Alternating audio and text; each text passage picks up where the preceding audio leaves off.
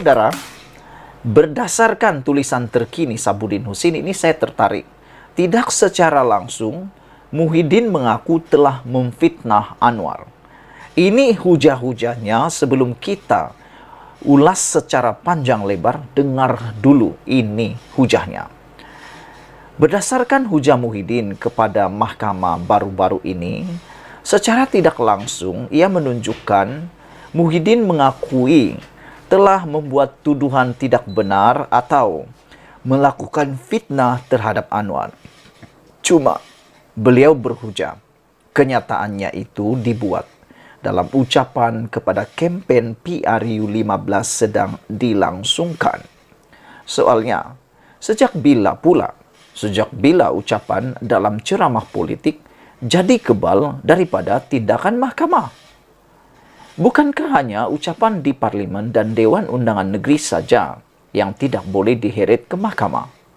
Dengan itu, bukan saja Anwar harus meneruskan samannya terhadap Muhyiddin, ia juga perlu jangan sesekali menarik balik saman itu. Kerana bayang kemenangan juga sudah boleh dikatakan sudah tergambar di depan mata. Hujah Muhyiddin di dalam balas kepada mahkamah baru-baru ini terlihat amat longgar dan untuk melepas diri semata-mata serta tidak langsung ada penafian. Teruskan saman. Ubat mujarab untuk fitnah hanyalah denda tinggi oleh mahkamah. Lagipun kalau hujah Muhyiddin itu mahu diterima pakai, maka penuhlah ceramah politik dengan fitnah dan tuduhan-tuduhan tidak benar selepas ini. Sebelum kita teruskan ulasan yang lebih panjang sebentar lagi, Anda fikir betul-betul, kalaulah apa yang dihujahkan oleh Muhyiddin dalam hujahan balas di mahkamah terhadap saman Anwar baru-baru ini, maka kalau itu digunakan pakai, maka penuhlah ceramah politik selepas ini yang kita dengar di mana-mana dengan fitnah dan tuduhan-tuduhan tidak benar. Kerana kata Muhyiddin, ianya hanya dibuat semasa ceramah kempen ucapan politik kempen PRU 15 dilangsungkan. Soalannya mudah.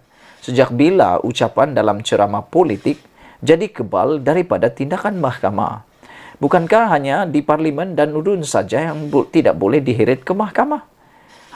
Dengan itu, Anwar harus meneruskan saman ini. Hujah Muhyiddin terlihat amat longgar dan untuk melepas diri, dan itu untuk melepas diri semata-mata serta tidak langsung ada penafian.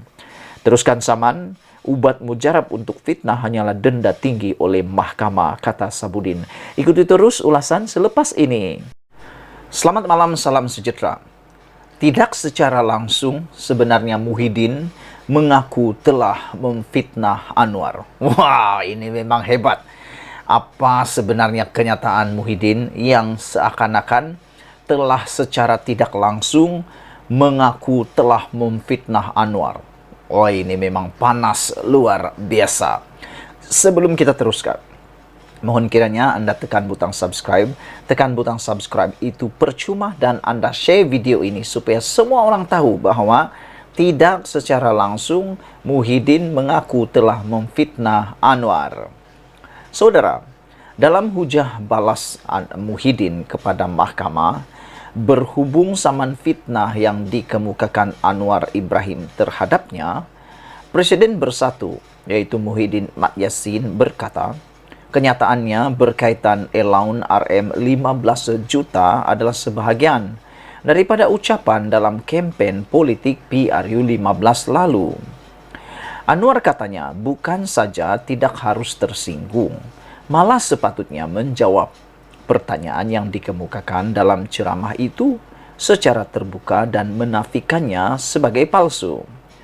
Sebagai Ketua Kerajaan Perpaduan dan pemimpin PH, Anwar tidak sepatutnya berasa tersinggung dengan kritikan dan pertanyaan yang sah ditimbulkan ke atasnya. Ia dibuat dalam ucapan politik kempen PRU 15 lalu. Beliau sepatutnya menjawab pertanyaan yang dikemukakan dalam ceramah itu secara terbuka dan menafikannya sebagai palsu. Demikian antara hujah pembelaan Muhyiddin yang dihantarnya kepada mahkamah sebagai menjawab saman Anwar terhadapnya. Muhyiddin seterusnya mendakwa kata-kata yang dilafazkannya semasa kempen politik menjelang PRU 15 lalu tidak mempunyai sebarang unsur fitnah selain melibatkan hal-hal untuk kepentingan awam. Beliau juga mengakui tidak mengetahui kenyataan yang dibuatnya dalam acara politik di kawasan Parlimen Padang Serai pada November tahun lepas itu diterbitkan semula dalam aplikasi TikTok.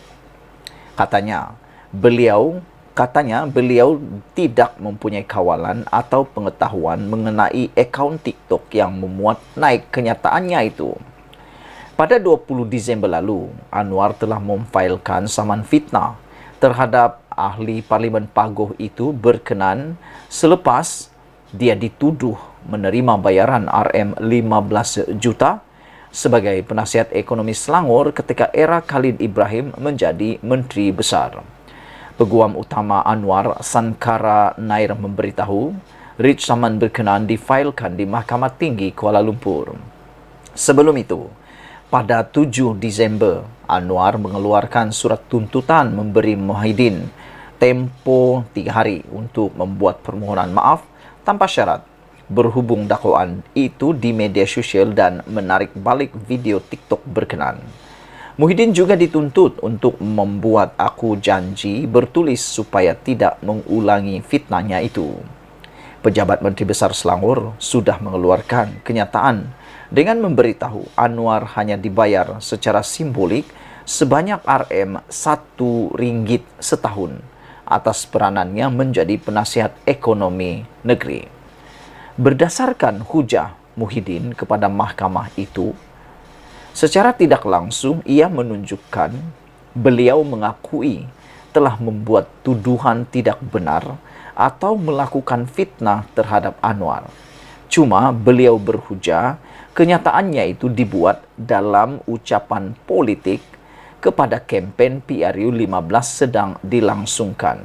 Soalnya, sejak bila ucapan dalam ceramah politik jadi kebal daripada tindakan mahkamah? Bukankah hanya ucapan di dalam Parlimen dan Dewan Undangan Negeri saja yang tidak boleh diheret ke mahkamah? Dengan itu, bukan saja Anwar harus meneruskan samannya terhadap Muhyiddin itu dan jangan sesekali menarik baliknya, bayang kemenangan juga boleh dikata sudah tergambar di depan mata. Hujah Muhyiddin terlihat amat longgar dan untuk melepas diri semata-mata serta tidak langsung ada penafian. Teruskan saman. Ubat mujarab untuk fitnah hanyalah denda tinggi oleh mahkamah. Lagi pula, kalau hujah Muhyiddin itu mahu diterima pakai, maka punahlah ataupun penuhlah ceramah politik dengan fitnah dan tuduhan-tuduhan tidak benar. Wow, ini memang hebat, luar biasa. Apa pendapat kamu tentang tulisan Sabudin ini? Habislah kalau begini kan. Sebelum kita berpisah, sila tekan butang subscribe, tinggalkan komen Anda. Kita jumpa lagi, bye-bye.